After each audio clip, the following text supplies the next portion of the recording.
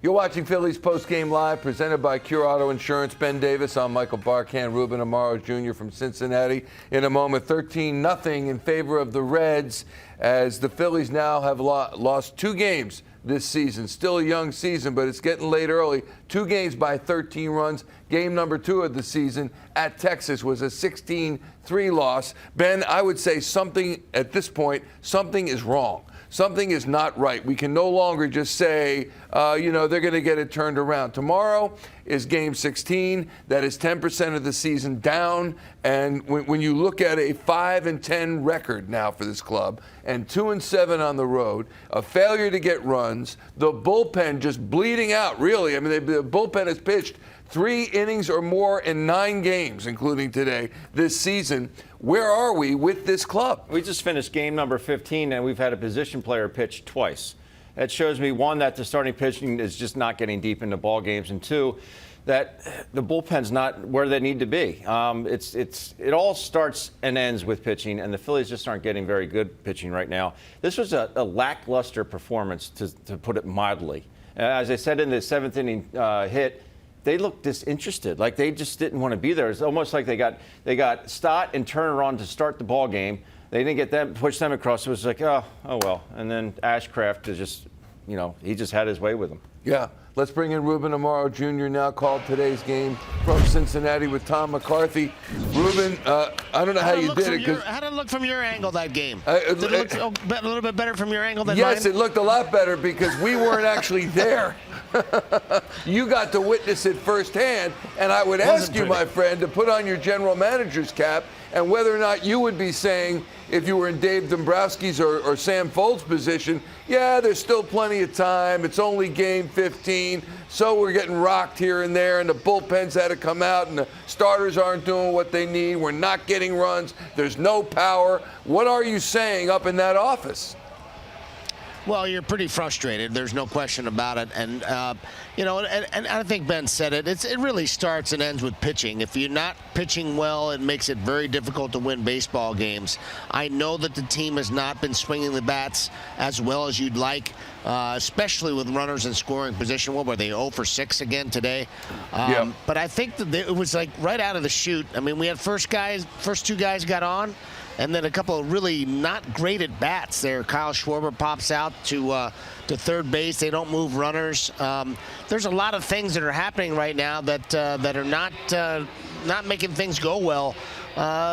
These guys have to, take a nice long look in the mirror and start kicking it in. The answer was right in front of you, and I don't like to second-guess managers. I try and put myself in their shoes, but I just think this was overthought.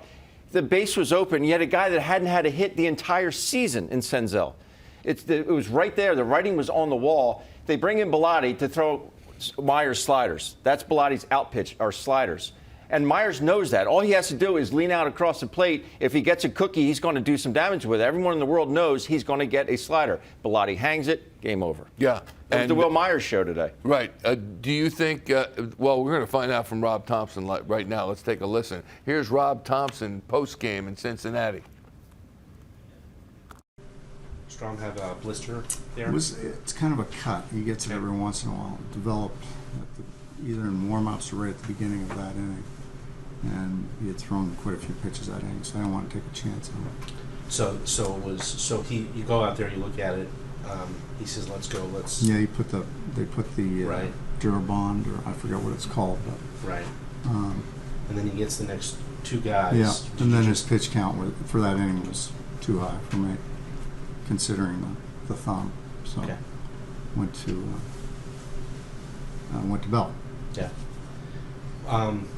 Bilotti's just location on that pitch. Yeah, I think they were sitting on it, and he left it up over the plate. And he attacked it. How's Sosa? Lower back. It's day to day. We'll check him out tomorrow. He went down in BP, right? He kind of looked like well, he got hit. Ball got it had nothing to do with his back. Okay. It hit his glove. Okay. I thought it hit it. I was standing in the outfield. I thought it hit him in the thigh, but it actually got his hand in front of it. Okay. Yeah. So do you know, did this just come up like? Yeah, during the game. During the game, running the bases. Yeah. I don't know exactly when it happened, but I just got the report from the trainer that his back was tight. He wasn't sure how he was going to do. I said, well, let's get him out. What was your view of play? I think it was the fifth. You know, the ball gets away from first. Trey tries to take an extra base, and you know, been thrown out on the bases a bit. Yeah. Or is it just a question of guys trying to make things happen, be aggressive? Yeah, and I think the ball kicked out a little further than he thought.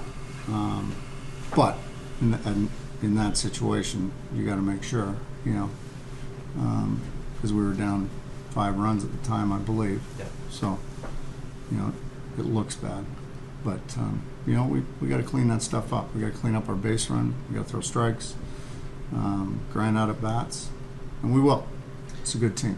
You know, we talked about the base running before on the homestand and stuff. I mean, are there, you know, I mean, they're good players. Are there things that you can do to when you say clean it up? Do you do extra stuff pregame, or I'm not sure. talk about it? Or? An overthrow at first No, base.